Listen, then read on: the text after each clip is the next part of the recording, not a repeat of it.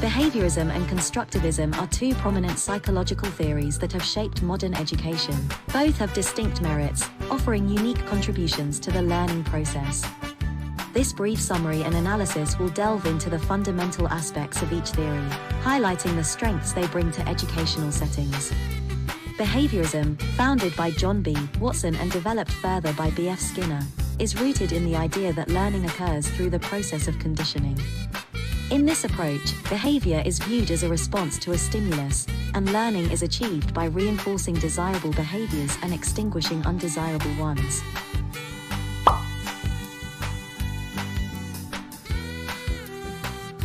Merits of behaviorism in education include clear goals and objectives. Behaviorism emphasizes the importance of specific, measurable learning outcomes. This focus on clear goals and objectives allows educators to create targeted lesson plans, which can lead to more efficient learning. Immediate feedback. Behavioral techniques, such as positive reinforcement, provide instant feedback to learners. This can help students understand the consequences of their actions and modify their behavior accordingly, leading to more effective learning. Consistency and structure. Behaviorism promotes a consistent and structured learning environment, which can help students feel secure and supported. This structure can be particularly beneficial for learners who struggle with focus or self-discipline. Data-driven decisions. The emphasis on observable behaviors and measurable outcomes makes it easier for educators to track progress and make data-driven decisions. This can lead to more targeted interventions and support for students who need it. Constructivism, rooted in the works of Jean Piaget and Lev Vygotsky, posits that learning is an active, constructive process where learners build knowledge based on their experiences and interactions with the world. It's striking that the children working with materials of this sort are giving themselves their curiosity is exercised.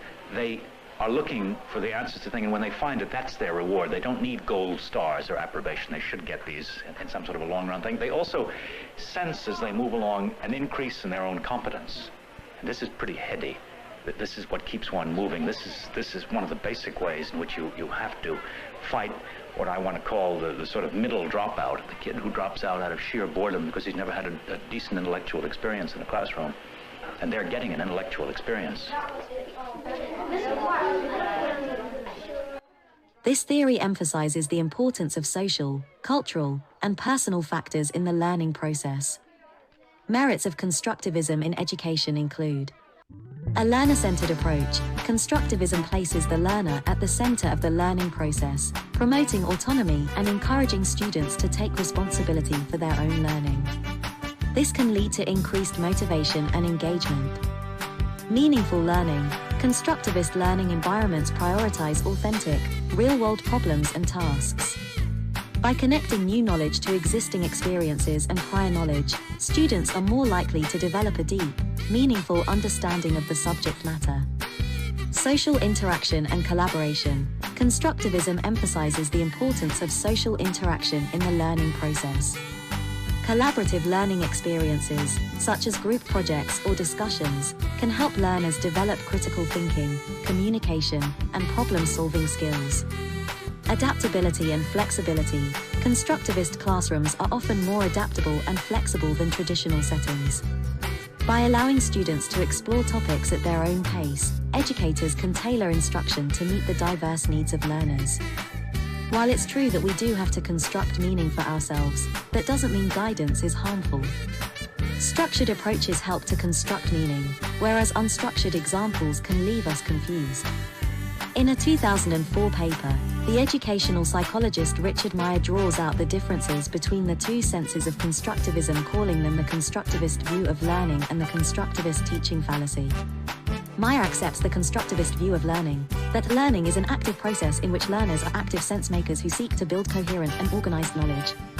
However, he does not agree that this means learners must discover everything for themselves. He calls this the constructivist teaching fallacy because it equates active learning with active teaching. He also notes that activities such as group discussions, hands-on activities, and interactive games frequently get classified approvingly as constructivist, but they often promote not cognitive activity, but behavioral activity. In conclusion, both behaviorism and constructivism offer valuable contributions to education.